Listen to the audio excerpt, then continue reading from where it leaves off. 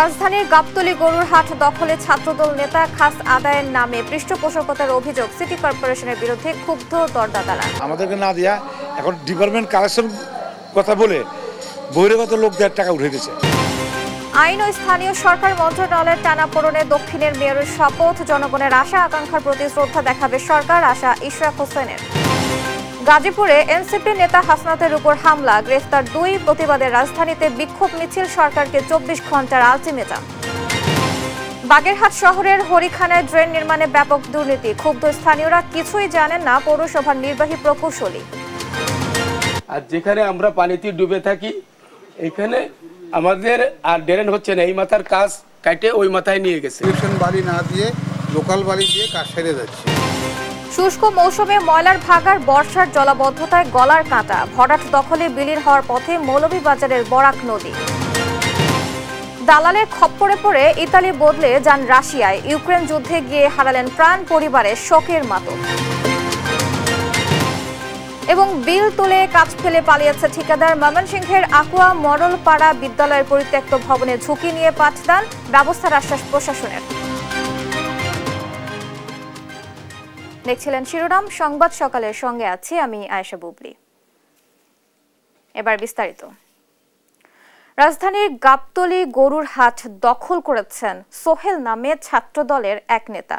দেশ টিভির অনুসন্ধান বলছে, ঢাকা উত্তর সিটি কর্পোরেশনের দরপত্রে পঞ্চম হয়েও বিএনপি নেতা এস সিদ্দিক সাজুর হয়ে হাটটি দখলে নিয়েছেন তিনি।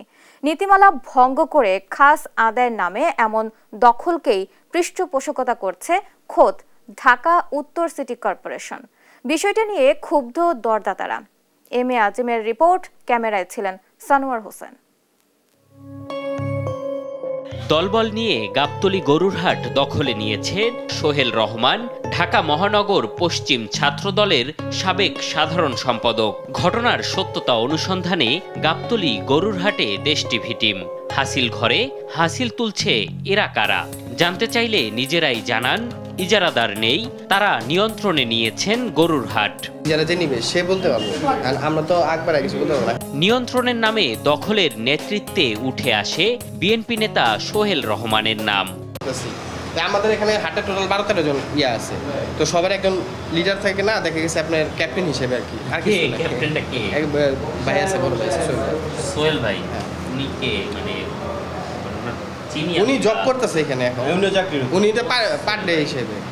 এবার সোহেলের মুখোমুখি হতে চাই আমরা। অফিস কক্ষে ঢুকতেই দেশ টিভির ক্যামেরা দেখে সটকে পড়েন সোহেল। দীর্ঘ অপেক্ষার পর ছাগলের হাটে পাওয়া যায় তাকে। তবে তার দাবি খাস আদায় করছে সিটি কর্পোরেশন, তারা দিনমজুর হিসেবে কাজ করছেন। আপনার ভিতর বসা ছিলেন না? ছিলাম, আমরা তো ডেইলি বেসিস। তবে হাটের ব্যবসায়ী পাইকাররা বলছেন, সিটি কর্পোরেশনের দোহাই দিয়ে দারুসালাম থানা বিএনপির আহ্বায়ক এস সিদ্দিক সাজুর হয়ে হাট দখলে নিয়েছে সোহেল। সিটি কর্পোরেশনে এখন চালায় না। 14 তারিখ 15 তারিখ থেকে মনে হয় অন্য হানিফ সাহেব শুনছিলাম, হানিফ সাহেব, তারপরে ওই যে সাজু সাহেব, ওনারা এটা নিয়ে মারামারি ধরাধরি হইতেছে। ওরা কি হইতেছে আল্লাহ জানে। মানে মারামারি ধরাধরি মানে সরকার ওদিকে বেতাল হইতেছে। ঝামেলা হয়েছিল বড়, এখানে মারামারি হয়েছিল না? এমনি তো কোনো গ্যাঞ্জাম না, কিন্তু আইসা বিএনপি আলাদা নিয়েছিল। আর দেশ টিভির অনুসন্ধান বলছে, নিজেকে দিনমজুর হিসেবে দাবি করা সোহেল রহমান ঢাকা মহানগর পশ্চিম ছাত্রদলের সাবেক সাধারণ সম্পাদক, দারুসালাম থানা বিএনপির আহ্বায়ক এস সিদ্দিক সাজুর একান্ত কর্মী তিনি। সিদ্দিক গাবতলী গরুর হাটের দরপত্রে অংশ নিয়ে পঞ্চম হয়েছেন, অথচ দরপত্রে প্রথম হয়েও হাটে ঢুকতে পারছে না আরাত মোটর। দ্বিতীয় অবস্থা আসি যে কি হয়, এটা কি করে, কারণ আমরা যেহেতু সর্বোচ্চ করদাতা, সর্বোচ্চ আমরা হাই বিটার, আমাদেরকে দেওয়ার কথা, আমাদেরকে না দেওয়া এখন ডিপার্টমেন্ট কালেকশন কথা বলে বহিরাগত লোকদের টাকা উঠে দিয়েছে। দেশ টিভির হাতে আসা ঢাকা উত্তর সিটি কর্পোরেশনের একাধিক নথিপত্র বলছে, আরাত মোটর সর্বোচ্চ দরদাতা, তাকে হাটের ইজারা বুঝিয়ে দিতে সুপারিশ করেছে ঢাকা উত্তর সিটি কর্পোরেশনের দরপত্র মূল্যায়ন কমিটি। তাহলে কেন সর্বোচ্চ দরদাতাকে রেখে দরদাতা হিসেবে পঞ্চম হওয়া ব্যক্তিকে বেছে নিল সিটি কর্পোরেশন? প্রশ্ন ছিল ঢাকা উত্তর সিটি কর্পোরেশনের প্রশাসকের কাছে। আপনি কি আমাদের ক্যাশে এর বাইরে সিটি কর্পোরেশনের লোকের বাইরে কাউকে দেখেছেন? হ্যাঁ, আপনাদের টোল যে ইজারার যে ঘর, হ্যাঁ, সে ঘরের মধ্যে ঘরটাও সে দখলে রেখেছে, এমনকি আমরা সেইভাবেও দেখেছি। আমি দেখতেছি এটা হওয়ার কথা না। যদি হয়ে থাকে আমরা এর ব্যবস্থা নেব। এটা আমরা খাস কালেকশন করছি নিজেরা, এখানে অন্য কারো আসার সুযোগ নাই। মেজর প্রায়োরিটি হচ্ছে সরকারের রাজস্ব বেড়েছে কিনা।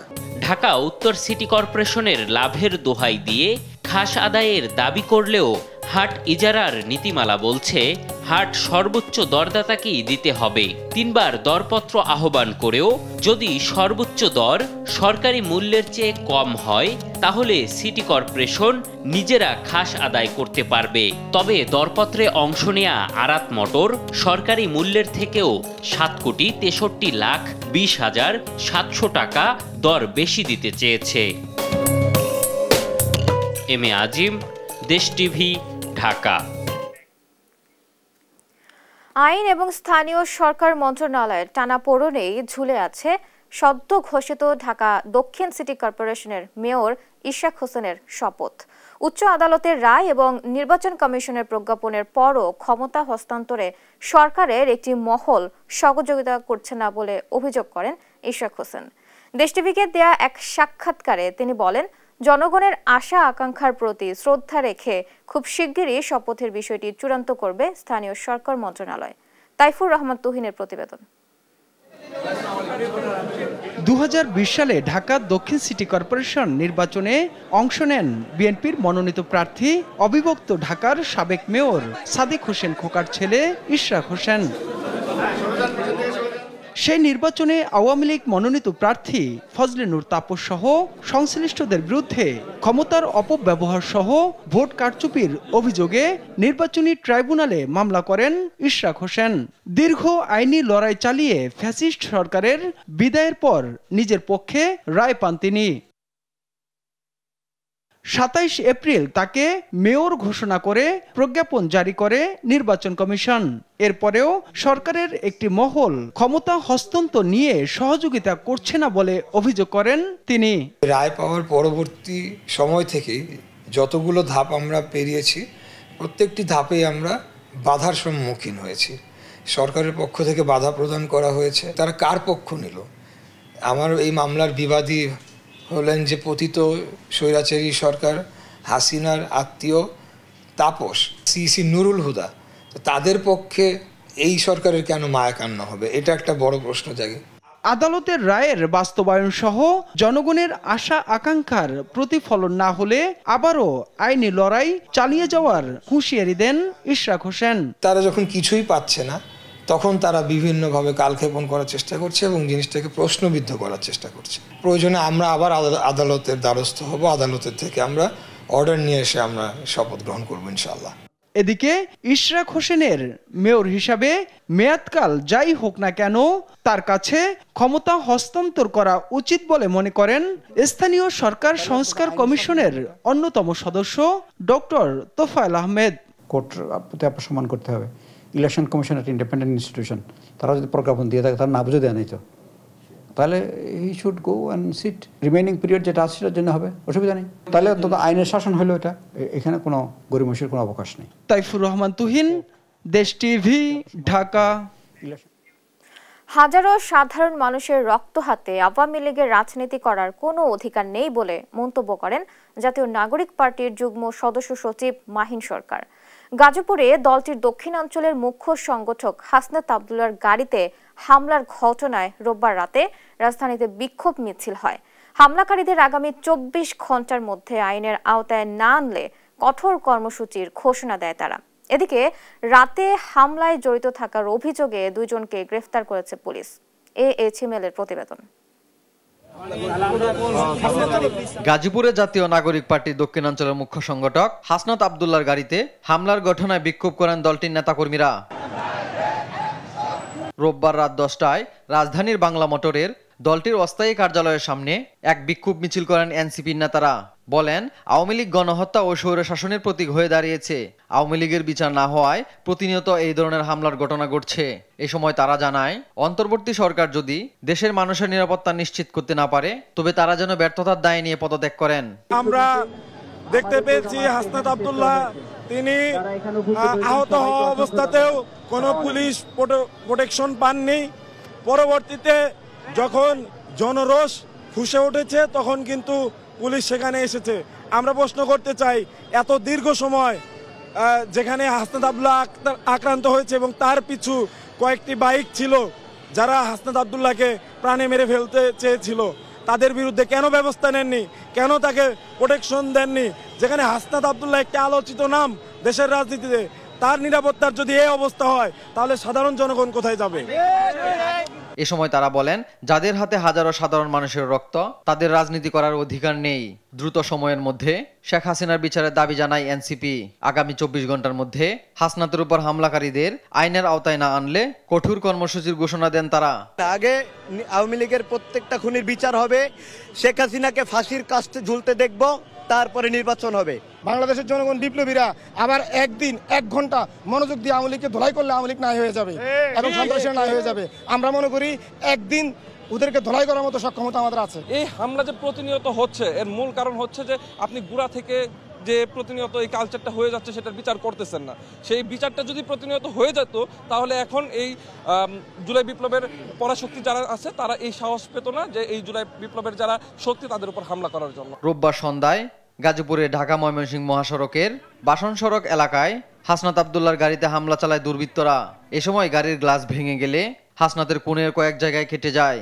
দ্রুততম সময়ে ওই স্থান ত্যাগ করে তার গাড়ি বহর ইন্টারন্যাশনাল ইউনিভার্সিটি অব টেকনোলজি ক্যাম্পাসে আশ্রয় নেয়। পরে সেখান থেকে ঢাকা চলে আসেন হাসনাত। এইচ হিমেল, দেশ টিভি, ঢাকা। ভারত তিস্তা ফারাক্কার পানিই নয়, বন্ধ করেছে আরও 54টি অভিন্ন নদীর পানি। এমন তথ্য দিয়েছেন বিএনপির স্থায়ী কমিটির সদস্য মির্জা আব্বাস। তিনি বলেন, হাসিনার মতো চাটুকার সরকার থাকায় এতদিন এই পানির ন্যায্য হিস্সা আদায় করা যায়নি। একই অনুষ্ঠানে বিএনপির ভাইস চেয়ারম্যান শামসুজ্জামান দুদু বলেন, ভারতকে পানি দিতে বাধ্য করা হবে। বিকেলে রংপুরে তিস্তা মহাপরিকল্পনা বাস্তবায়নের দাবিতে গণপদযাত্রায় অংশ নিয়ে এসব কথা বলেন তারা। রংপুর থেকে রফিকুল ইসলামের প্রতিবেদন জানাচ্ছেন শামীম হোসেন। তিস্তা মহাপরিকল্পনা বাস্তবায়নের দাবিতে রোববার রংপুরে গণপদযাত্রায় অংশ নেন তিস্তা অববাহিকার 5 জেলার মানুষ। সকাল থেকে নগরীর শাপলা চত্বরে আসেন তারা। পরে বিকেলে পদযাত্রা শাপলা চত্বর থেকে শুরু হয়ে নহরীর জিলা স্কুল মোড়ে গিয়ে শেষ হয়। এ সময় তিস্তা অববাহিকা মরুভূমি হওয়ার আগেই পানির ন্যায্য হিস্সা আদায়ের দাবি তোলেন তারা। তিস্তার যে ন্যায্য পানির হিস্সা এটা আমরা পাচ্ছি না, এর জন্যই আমাদের আজকের সমাবেশ। নদীর যে আইন আছে সেই আইন অনুযায়ী আমাদের যে ন্যায্য যে পানি সেটি আমরা চাই, এটি আমাদের দাবি। বিকেলে গণপদযাত্রায় অংশ নেন বিএনপির 2 শীর্ষ নেতা মির্জা আব্বাস ও শামসুজ্জামান দুদু। এ সময় দলটির ভাইস চেয়ারম্যান শামসুজ্জামান দুদু বলেন, ভারত অনিবার্যভাবেই পানি দিতে বাধ্য হবে। আমি তো দেখছি খুব অল্প দিনের মধ্যে, অল্প সময়ের মধ্যে তিস্তায় পানি দিয়ে বাপ করে বিএনপির স্থায়ী কমিটির সদস্য মির্জা আব্বাস বলেন, বাংলাদেশের ভারতের থেকে অনেক কিছু পাওনা আছে, পোর্ট ট্রানজিট আছে, প্রয়োজনে হিসাব কিতাব করা হবে বলেও হুঁশিয়ারি করেন তিনি। আমাদের কাছে কি ভারতের কোনো দেনা পাওনা নাই? অনেক অনেক কিন্তু আছে, ভুলে যাবেন না, অনেক কিছু আছে। আমাদের কাছে ট্রানজিট আছে আপনাদের, আমাদের কাছে আমাদের পোর্ট আছে। একমাত্র সারা বিশ্বে ভারত পানিকে যুদ্ধাস্ত্র হিসেবে ব্যবহার করছে বলে অভিযোগ করেন তিনি।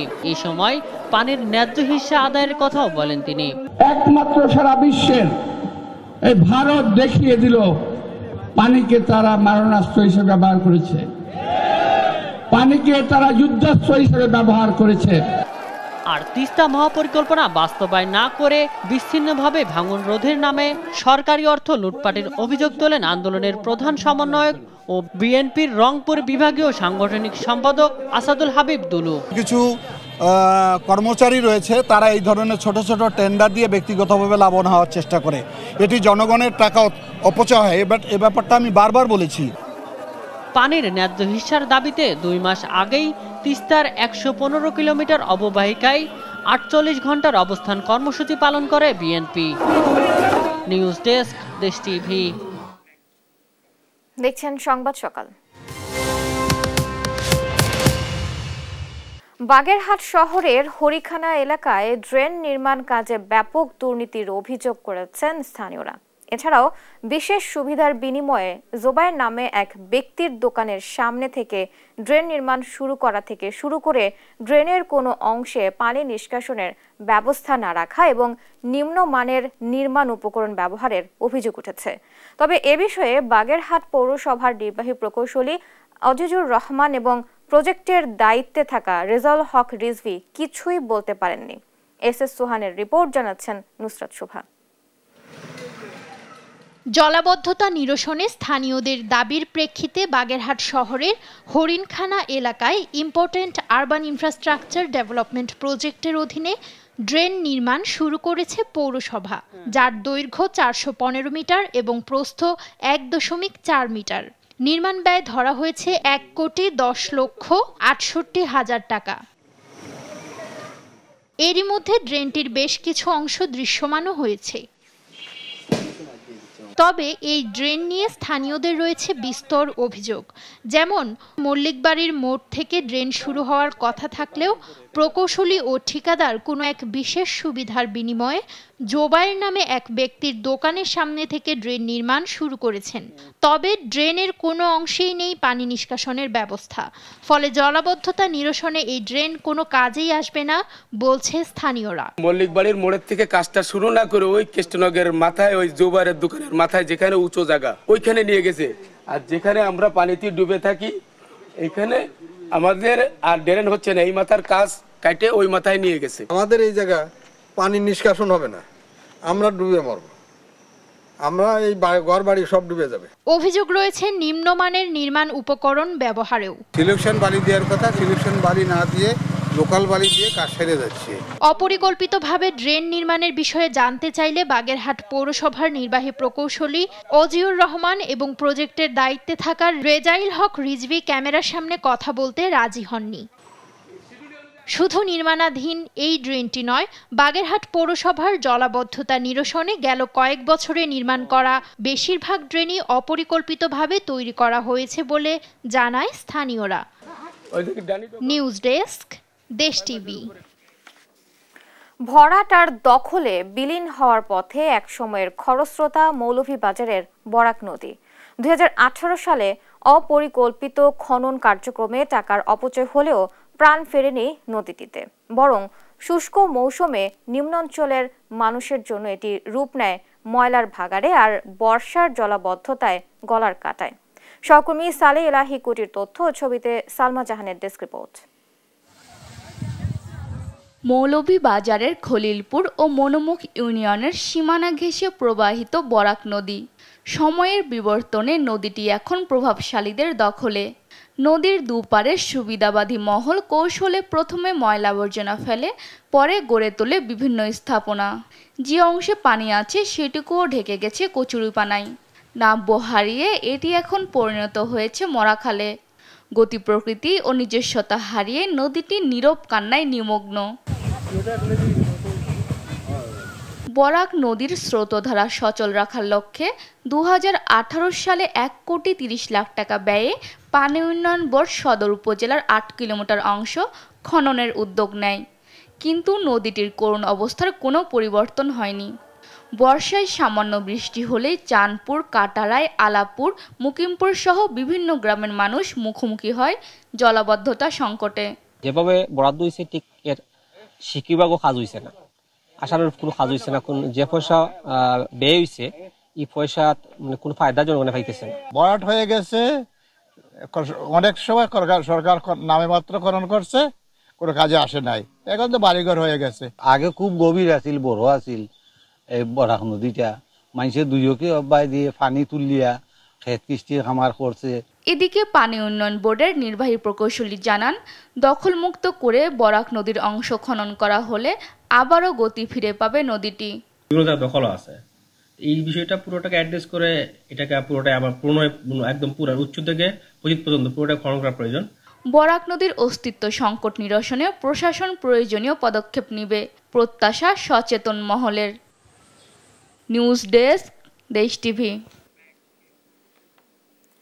কথা ছিল স্বপ্নের দেশ ইতালি গিয়ে পরিবারে ফেরাবেন সচ্ছলতা, কিন্তু দালালের খপ্পরে পড়ে যেতে হয় রাশিয়ায়। অবশেষে সেখানে গিয়ে যুদ্ধে অংশ নিয়ে মারা গেল নরসিংদীর শিবপুর উপজেলার হাবিবুল্লাহ ভুইয়া নামে এক তরুণ। তার এক সহযোদ্ধা মুঠোফোনে মৃত্যুর বিষয়টি নিশ্চিত করে পরিবারকে। মৃত্যুর খবরে পরিবারটিতে শোকের ছায়া নেমে এসেছে। সহকর্মী আকরাম হোসেনের পাঠানো তথ্য ও ছবিতে বিস্তারিত জানাচ্ছেন শামীম হোসেন। নরসিংদীর শিবপুর উপজেলার ঘাসিরদিয়া গ্রামের বাসিন্দা আবু সিদ্দিক ভুইয়া ও মানসুরা বেগমের ছেলে হাবিবুল্লাহ এইচএসসির গণ্ডি পার হওয়ার পরেই স্বপ্ন জাগে ইউরোপ যাওয়ার। পরে পাশের ব্রাহ্মণদী গ্রামের ফারুকের সঙ্গে 15 লাখ টাকার বিনিময়ে তাকে ইতালি নিয়ে যাওয়ার কথা হয়। পরে 2024 সালের ডিসেম্বরে দালাল ফারুকের মাধ্যমে ঢাকার শফিক নামে আরেক দালাল হাবিবুল্লাহকে ওমরা ভিসায় সৌদি আরব নিয়ে যান।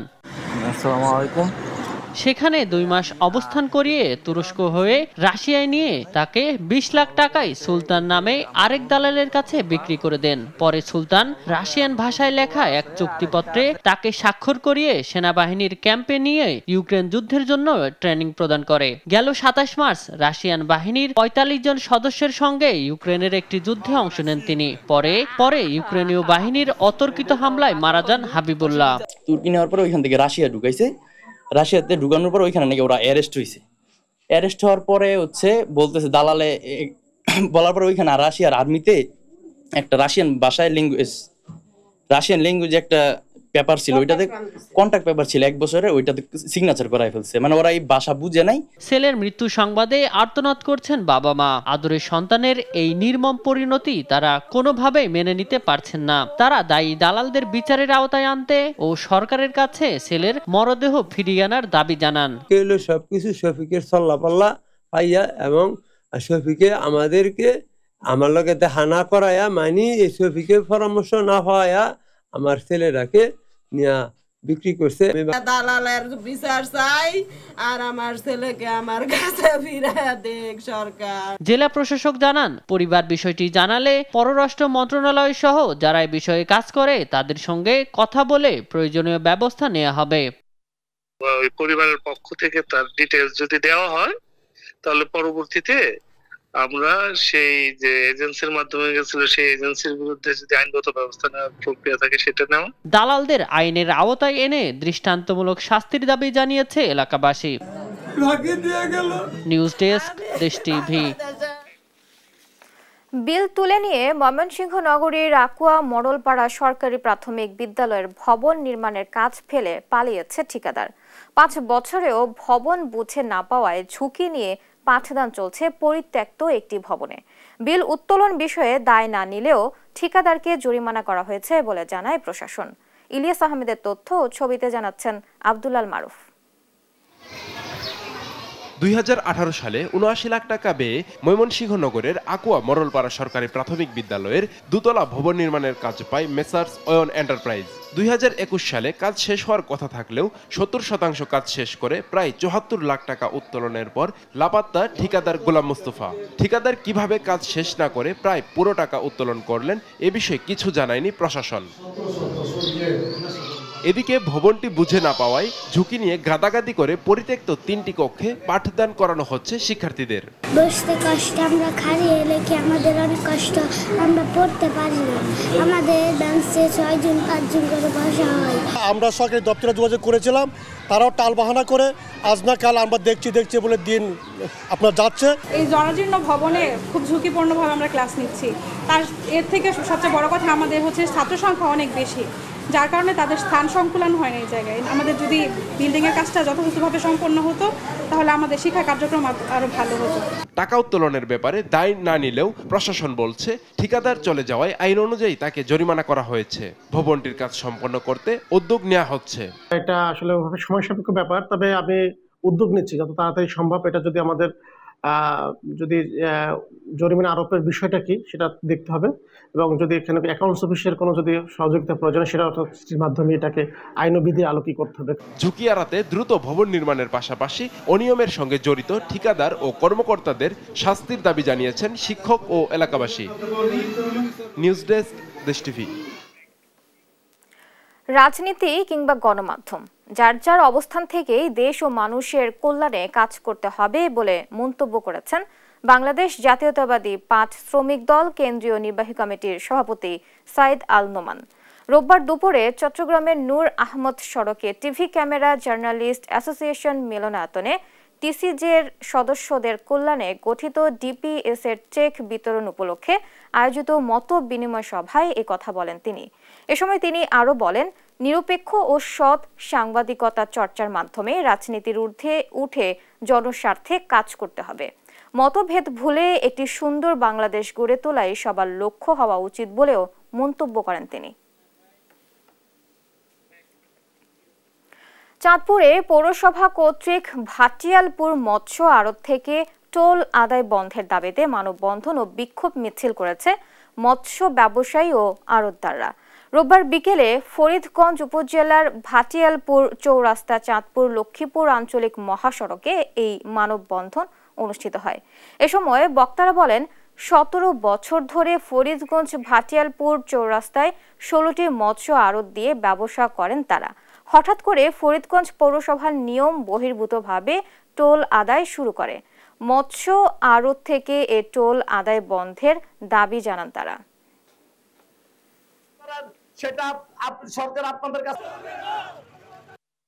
আমাদের লক্ষ লক্ষ টাকা মাঠে বাকি, আমরা দেখা যায় 1 লাখ টাকার মাছ বেচলে আমরা 4% পাই, ওনারা আমাদের 2% চায়। তাহলে আমরা 1 লাখ টাকা মাছ বেশি বাকি দেই, এটা 1 মাসে অনেক সময় উঠে আসে না, 5 দিনও না, 2 দিনও না, মাঠে বাকি থাকে, এরকম প্রতিদিন বাকি থাকে। এখন আমরা যদি 4% রাখি, 2% যদি পুরো ট্যাক্সে দিয়ে দেই, তাহলে আমরা ব্যবসা বাণিজ্য করে কিভাবে টিকবো? দেখছেন সংবাদ সকাল। ভারতের সঙ্গে যুদ্ধে পাকিস্তানের হাতে নেই পর্যাপ্ত অস্ত্র, এবার এমন দাবি ভারতীয় গণমাধ্যম ANI এর। তথ্য বলছে মাত্র 96 ঘন্টা অর্থাৎ 4 দিন যুদ্ধ চালিয়ে যেতে পারবে পাকিস্তান। ইউক্রেন ও ইসরায়েলের সঙ্গে অস্ত্র চুক্তির ফলে এমন পরিস্থিতির মুখোমুখি দেশটি। ফলে আদৌ যুদ্ধে জড়ালে ভারতকে কতটা ঘায়েল করতে পারবে পাকিস্তান তা নিয়ে প্রশ্ন থেকেই যাচ্ছে। এদিকে নিজেদের সীমাবদ্ধতার কথা স্বীকার করে সেনাদের সতর্ক করেছেন পাকিস্তানের সাবেক সেনাপ্রধান। নাসরিন আক্তারের রিপোর্ট। যুদ্ধে জড়ালে মাত্র 4 দিন টিকে থাকতে পারবে পাকিস্তান, এবার এমন চাঞ্চল্যকর তথ্য ঘুরছে ভারতীয় গণমাধ্যমে। ANI এর প্রতিবেদন বলছে মাত্র 96 ঘন্টা যুদ্ধ চালিয়ে যাওয়ার মতো গোলাবারুদ রয়েছে পাক সেনাবাহিনীর হাতে। এতে দেশটির সামরিক মহলে বিরাজ করছে গভীর উদ্বেগ। সম্প্রতি ইউক্রেনে 155 মিলিমিটার আর্টিলারি শেল পাঠিয়েছে পাকিস্তান। দেশটির অস্ত্র চুক্তি আছে ইসরায়েলের সঙ্গেও। এই দুই দেশের সঙ্গে লাভজনক চুক্তির বেড়াজালে জড়িয়ে নিজস্ব কৌশলগত অস্ত্র মজুত হারিয়েছে পাকিস্তান। আশঙ্কাজনকভাবে কমেছে শক্তিশালী M109 উইটজার ও BM21 রকেট সিস্টেমের মজুতও। প্রতিবেদন বলছে পাকিস্তানের গোলাবারুদ উৎপাদনকারী প্রতিষ্ঠান পাকিস্তান অর্ডন্যান্স ফ্যাক্টরি POF পুরনো অবকাঠামো ও সীমিত উৎপাদন ক্ষমতার কারণে চাহিদা মোতাবেক অস্ত্র উৎপাদন করতে পারছে না। ফলে দেশের অভ্যন্তরীণ অস্ত্রের চাহিদা মেটাতেই হিমশিম খাচ্ছে সেনাবাহিনী। এর মধ্যেই মরার উপর খাড়ার ঘা হয়ে দেখা দিয়েছে অন্য দেশে অস্ত্র বিক্রির মতো হঠকারী সিদ্ধান্ত। ANI এর প্রতিবেদনে পাকিস্তানের জ্যেষ্ঠ প্রতিরক্ষা বিশ্লেষকের দাবি স্বল্পমেয়াদী অর্থনৈতিক লাভের তারা দীর্ঘমেয়াদী কৌশলগত ক্ষত তৈরি করেছে দেশটির জন্য।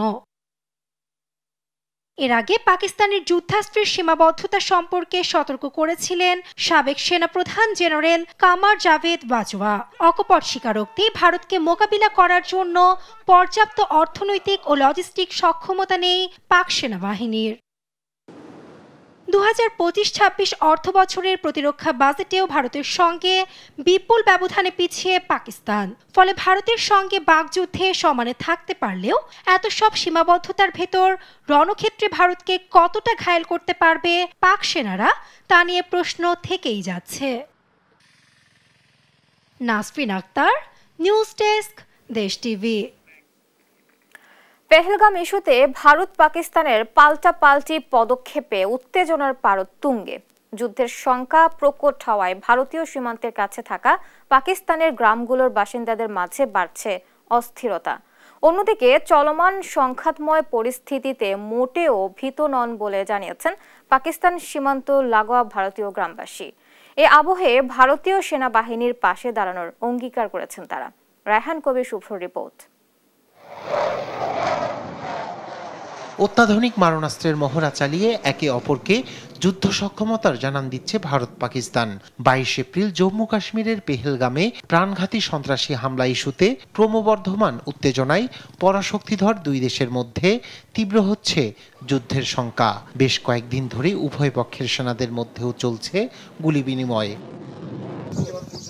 এ অবস্থায় বড় ধরনের সংঘাতের আশঙ্কায় ভারত পাকিস্তান সীমান্ত এলাকার বাসিন্দাদের মাঝে বাড়ছে অস্থিরতা। বাড়ি থেকে মাত্র 300 গজ দূরে ভারত পাকিস্তান সীমান্ত উত্তেজনার বাস্তব চিত্রের কথা তুলে ধরেছেন রাজস্থানের ভারত পাকিস্তান সীমান্তবর্তী গ্রামের বাসিন্দারা। তবে দুই দেশের সরকার যদি শেষ পর্যন্ত যুদ্ধে জড়ায় তাহলে সেনাবাহিনীর সঙ্গে কাঁধে কাঁধ মিলিয়ে পাকিস্তানের বিরুদ্ধে লড়াই করার ব্যাপারে দৃঢ় প্রতিজ্ঞ অঞ্চলটির মানুষ। যুদ্ধ নিয়ে মোটেও ভীত নন বলেও জানান তারা। যদি যুদ্ধ হয় তাহলে আমরা ভারতীয় সেনাবাহিনীর সাথে কাঁধে কাঁধ মিলিয়ে হাঁটব এবং তাদের পথ দেখাবো। সেনাদের খাদ্য, পানীয় এবং প্রয়োজনীয় সবকিছু দিয়ে সাহায্য করব। আমরা ভীত নই। পর্যটকদের উপর আক্রমণ করা খুবই অন্যায় ছিল।